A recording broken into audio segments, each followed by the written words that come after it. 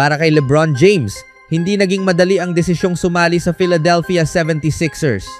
Maraming bagay ang kanyang maingat na pinag-isipan bago tuluyang piliin ang koponan at ayon sa kanyang dating kakampi na si Rajon Rondo, isa sa pinakamahalagang dahilan ay hindi lang talento kundi ang kultura at samahan sa loob ng locker room.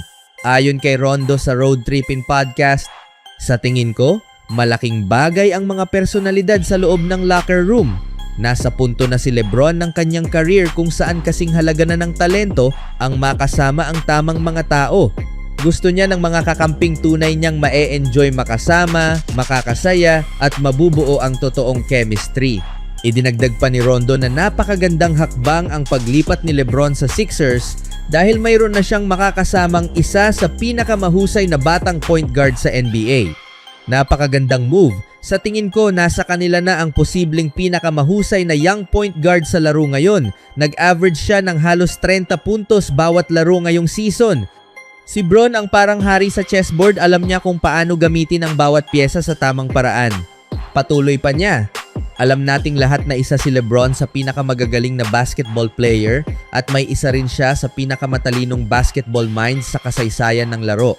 Kapag binigyan mo siya ng ganitong klase ng mga kakampi, para sa akin sila ang maagang paboritong manalo ng kampyonato. Hindi ako isang betor, pero kung tatayaman ako, sa Philadelphia 76ers ako tataya. Samantala, walang anumang senyales na pinagsisisihan ni LeBron James ang naging desisyon niya ngayong off-season. Marami siyang pagpipiliang koponan, ngunit ang Philadelphia 76ers ang kanyang pinili at malinaw na nakatuon na siya sa bagong yugto ng kanyang karera. Sa ngayon, halos lahat ng indikasyon ay positibo para sa Sixers at para sa maraming tagamasid, hindi kailanman naging ganoon kaliwanag ang hinaharap ng Philadelphia kasama si LeBron James. Samantala, may isang malaking problema ang Golden State Warriors ngayon at hindi ito tungkol sa trade. Matapos ang isang off-season na hindi naging kasing ingay o kasing successful gaya ng inaasahan ng maraming fans, tila kulang pa rin ang Warriors sa mga bagong armas na makakatulong kay Steph Curry.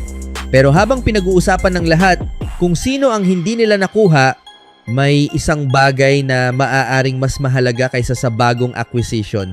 Ang pagbabalik ng kanilang mga injured players. At ngayon may magandang balita para sa Warriors. Dalawang importanteng pangalan ang unti-unting papalapit sa kanilang comeback, si Jimmy Butler at Moses Moody. At ang mas nakakagulat, ayon sa isang bagong report, parehong maayos ang kanilang progress at mukhang nauuna pa sila sa inaasahang recovery timeline. Pero bago tayo masyadong ma-excite, may isang malaking tanong. Gaano nga ba sila kabilis makakabalik? At kung talagang makakabalik sila ng mas maaga kaysa inaasahan, sapat ba iyon para muling maging competitive ang Warriors sa Western Conference? Pag-usapan natin.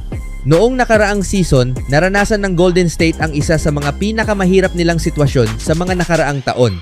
Hindi naging consistent ang kanilang roster, dumami ang injuries, at sa isang conference na punong-puno ng powerhouse teams, bawat pagkakamali ay may malaking kapalit.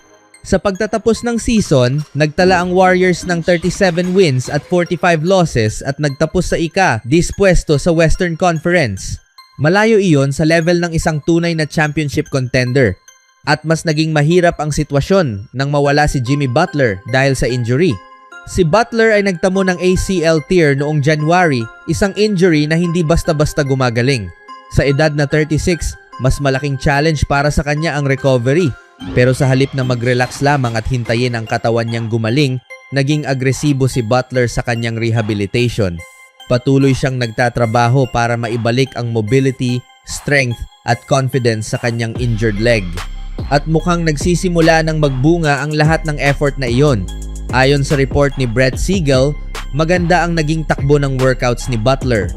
Wala ring naiulat na setback sa kanyang recovery. At higit sa lahat, may mga indikasyon na maaaring mas maaga pa siyang makabalik kaysa sa unang inaasahan. Wala pang official timeline ng Warriors. Kaya hindi natin masasabi na siguradong babalik siya sa isang partikular na buwan.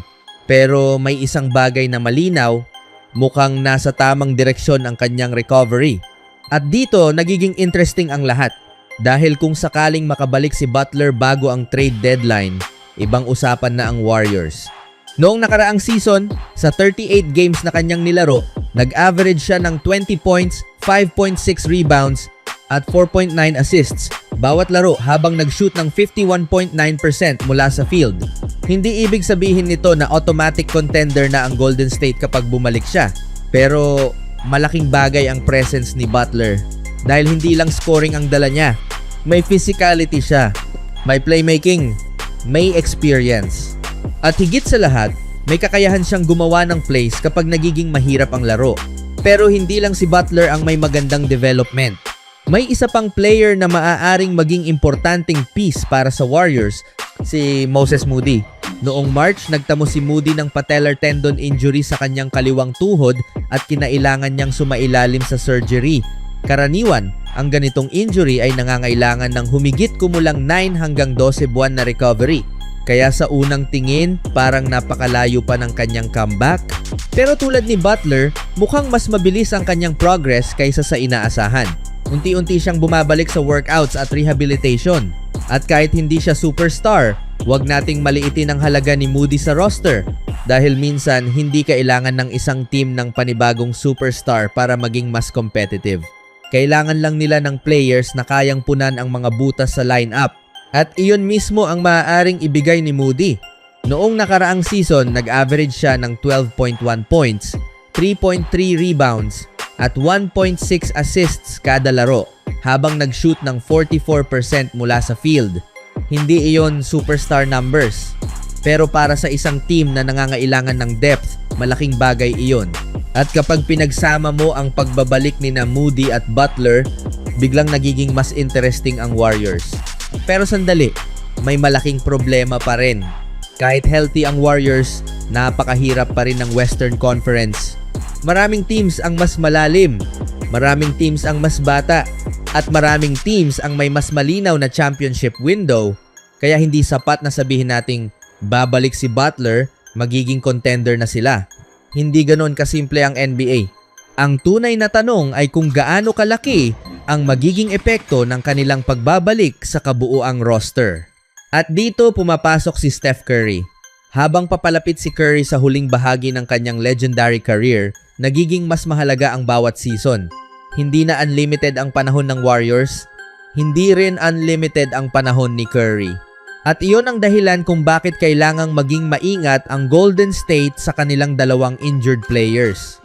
Dahil oo, gusto nilang bumalik sina Butler at Moody sa lalong madaling panahon, pero ayaw rin nilang madaliin ang comeback. Isang maling hakbang lang at maaaring maapektuhan ang availability ng isang player sa mas mahabang panahon at maaaring iyon ang tamang desisyon. Dahil sa puntong ito ng Warriors, ang goal ay hindi lamang makabalik ang isang player. Ang goal ay makabalik siya ng healthy. At kung sakaling dumating ang panahon na parehong available sina Butler at Moody, maaaring biglang magbago ang itsura ng Warriors. Hindi pa rin sila automatic championship favorites. Hindi rin ibig sabihin na solved na ang kanilang roster problems. Pero maaari silang magkaroon ng sapat na momentum para muling pumasok sa playoff picture. Maaaring hindi nila nakuha ang lahat ng gusto nila nitong off-season. Maaaring marami pa ring tanong tungkol sa kanilang roster. Pero habang naghihintay ang lahat sa susunod na malaking move, dalawang comeback ang maaaring maging pinakamahalagang development ng kanilang season. Dahil kung healthy ang Warriors sa tamang panahon, baka hindi pa natin dapat isara ang pinto sa kanila. Anong masasabi nyo dito mga kaibigan?